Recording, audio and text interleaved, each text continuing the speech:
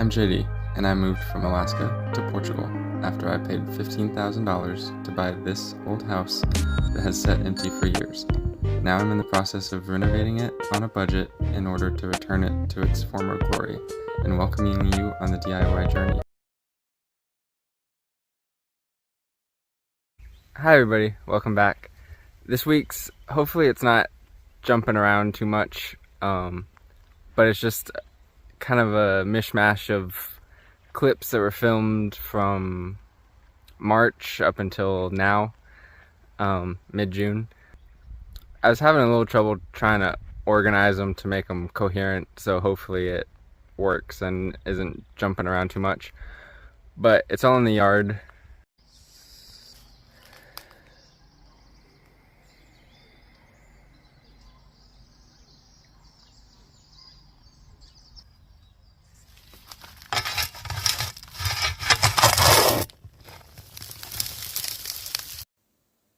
So this is what the yard looked like in March, and it seemed like everyone around town was already planting their summer gardens. So I figured it was time to clean up the yard, and the plan was to clean away all the weeds and then bust up the concrete and start a little garden, but you'll see coming up that it didn't really go to plan. And in and amongst all the weeds, there was like where it used to be a burn pile and just lots of little pieces of trash and plastic and stuff that I had to pick through, and there's lots of nettles, which made it not fun. There's also been a lot of questions and comments about the climate, so I figured I'd go ahead and talk about that a little bit.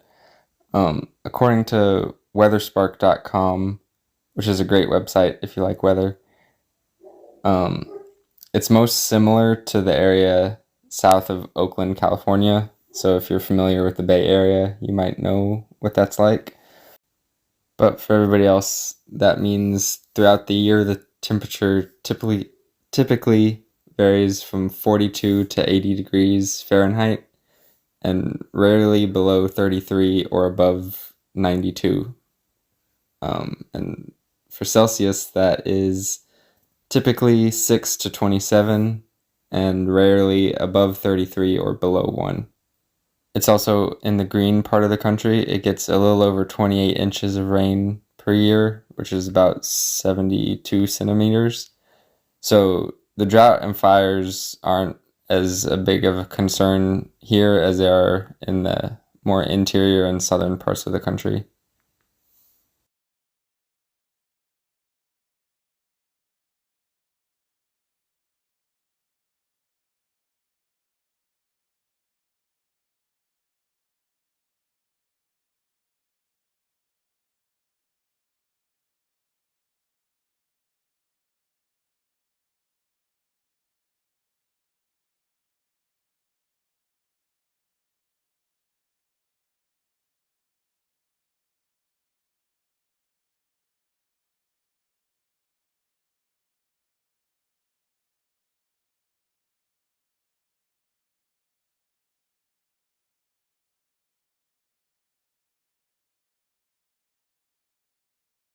After I finished cleaning everything, I saw that there was these two rectangular cutouts in the concrete, and I wasn't really sure what they were for, but I kind of figured it was probably some sort of access to sewer pipes, so I just kind of left them alone for a while.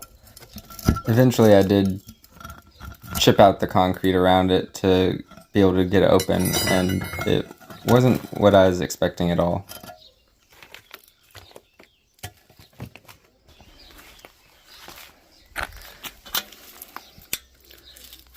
So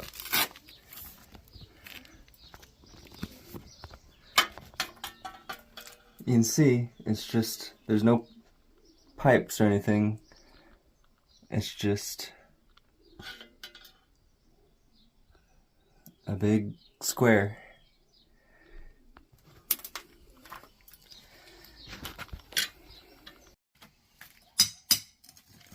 So then I did the same thing with the other one, which was actually sealed in a lot better.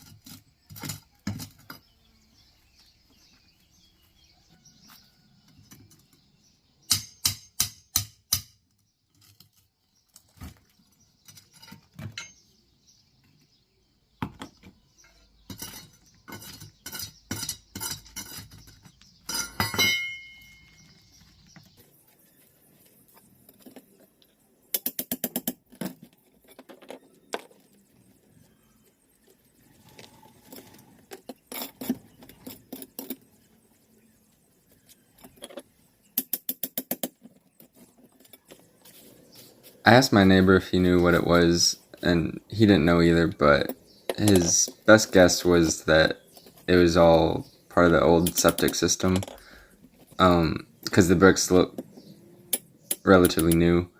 Um, but he said back before the sewer was in that you would have a big septic tank and you just call the municipality whenever it got full and they'd come and pump it out, which is actually how a lot of places in Alaska still do it.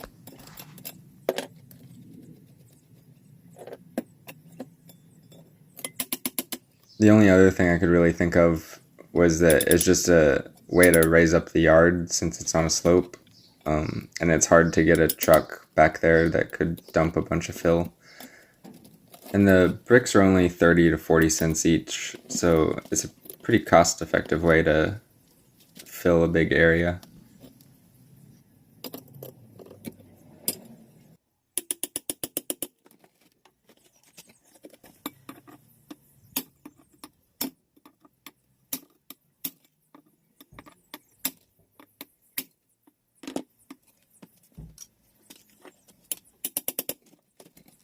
You'll see in a second what this one is for, but for the other one, I was thinking it'd be really nice to be able to use it for rainwater harvesting.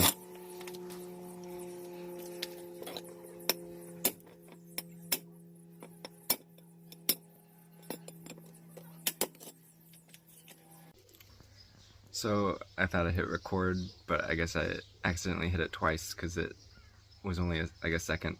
But I got it off. And then after some testing, this is where all the gray water goes and just soaks into the ground. So here, away from those holes, there's a crack that I opened up and just kind of kept opening up little by little. And underneath was just a bunch of fill, like what I was expecting. But just a couple inches under that was another layer of concrete.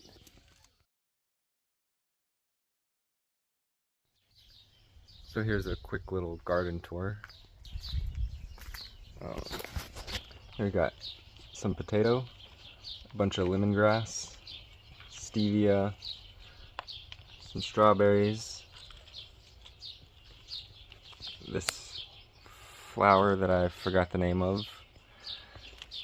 some more gladiolas, strawberries. This is a native dead nettle that I rescued from.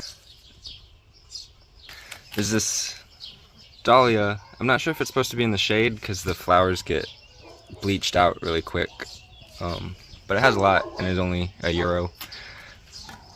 Some quinoa, a leek that's blooming. The slugs really got all the other leeks. Over here, some eggplant, tomato, beets, some onion that had sprouted. And here, a little gardenia. And this is made for strawberries, but it seemed like it's perfect for a little herb pot. It's got some sage, marjoram, thyme, parsley. And here, a red banana. Some eggplants, a bunch of basil that needs to get replanted. All this stuff I cleared up, I just kind of let it compost. I didn't really actively manage it or anything, but it turned out pretty good. And then I used all that to fill in this side area. And over here, when I cleared everything, I found a grapevine that is just one little vine about this thick. And once it got warm, it really took off and started growing everywhere. So I'll have to look up how to prune it. Bell pepper starting to grow here. Some grapes and some cherry tomatoes behind that.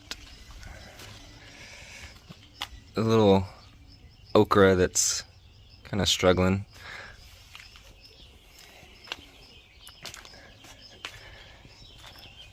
Over here, another pepper, some zucchini, some more tomatoes that are doing really well. And also when I cleared, there's this little rose bush that has started blooming now. And then also this great big pokeweed. So I grew up where pokeweed grows naturally, but I never ate it because it always seemed like too much work and everything. But in the spring there's just so many sprouts, I figured I'd give it a try, and it turned out it's actually is really good and surprisingly filling, and you get a lot from such a small area. And I don't even like greens. I actually can still eat it when it's like this. It doesn't have to be under 6 inches. So if you are interested in it, I'll put a link for a good video of how to prepare it. This one is getting just really big and trying to flower, so I'll go ahead and harvest all of it and just freeze it. This is Himalayan blackberry. It's actually native here, but it's very invasive on the US West Coast, so, and probably other places. But if you're curious, the way to tell the difference is there's lots of these big thorns and a square stem, whereas the native California blackberry has a round stem and not as many thorns.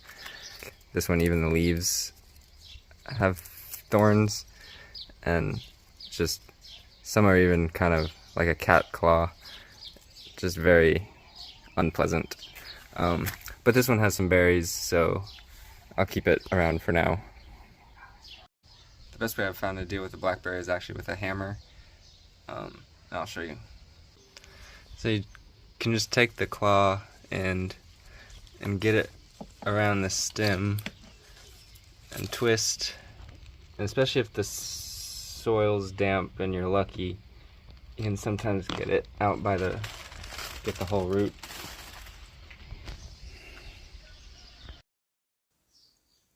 So I just worked my way through this big tangle of blackberry vines, and I was able to get not all of them, but most of the roots up, so it was a pretty good method. And then I just used this little piece of carpet. It was thick enough that the thorns didn't go through. I also made sure to be real careful about any spiders or anything else that could be hiding under there, but luckily I didn't see any. So the camera shut off like halfway through for some reason, but here's the finished product.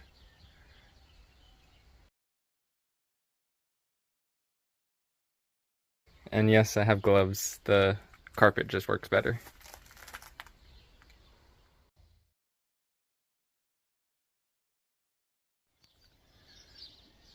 So my original plan was up here to put a solar water heater, but all the ones I've seen are $2,500, and I just don't think I would use enough hot water to make that really worth it.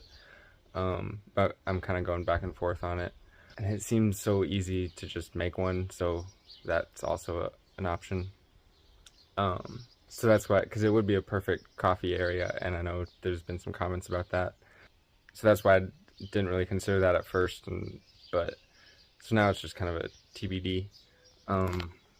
This door, I plan to have one that's like mostly window, and then put this in front of the storage area.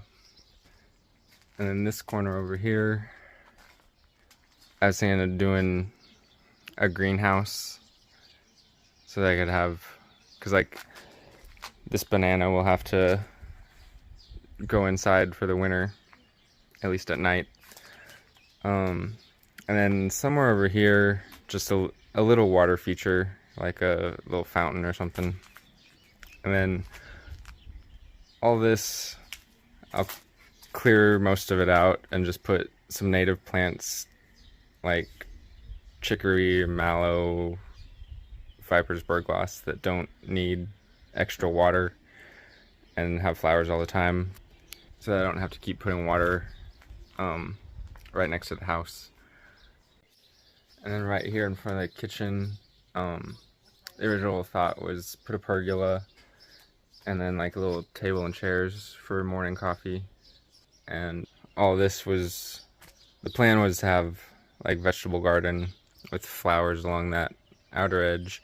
But with all this, I'm not, and the other layer of cement, I'm not really sure now.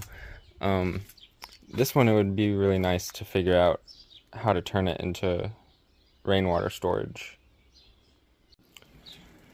And then with all this, I guess I can still get down. It'll be another like 3-4 inches of soil depth, and then see if I can find like some truckloads of topsoil to kind of bring all the soil up to about there. I meant to mention it in the last video, just totally forgot until after I had uploaded it, but I did find the source of the leak and fixed it. Is the gutters on the other side of the house, which I didn't even know there were gutters because it just kind of goes into a little gap between my house and the neighbor's house. They were just completely full of dirt and everything, so if it rained more than just a slow steady rain, it overflowed, it filled up and overflowed and went into the house. So I just cleaned it up, and it rained really heavily after that, and there was no leak, and it's rained, there's been some thunderstorms and stuff since then, and it's been fine. So that was the problem. It actually took a while to find the leak because it didn't rain for quite a while, and then when it did, it was pretty spaced out, and so I was each time trying to trace where the water was coming from.